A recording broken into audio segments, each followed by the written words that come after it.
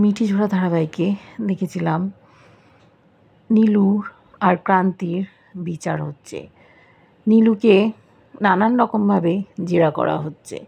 নীলুকে যেরকমভাবে শিখিয়ে দিয়েছে উকিলবাবু, ও সেইভাবেই সমস্ত কথা বলছে, বেফাস কিছু বলছে না। পিয়ালবনিতে ও কোনো দিন যায়নি, আর ওর গয়না বিক্রিও করেনি।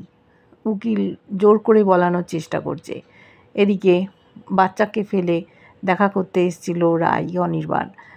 ওরা নীলুর সাথে দেখা করেই বাড়ি ফিরে গেছে। সেখানে দেখছে সিমরান বাচ্চাটাকে নিয়ে খেলা করছে।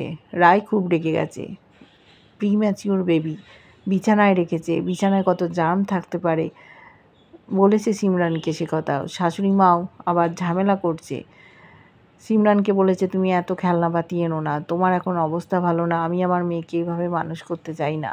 ওদিকে ভয় পাচ্ছে স্রোত, ওর বন্ধুরা এসেছে, ওর শ্বশুরমশাই ভরসা দিচ্ছে।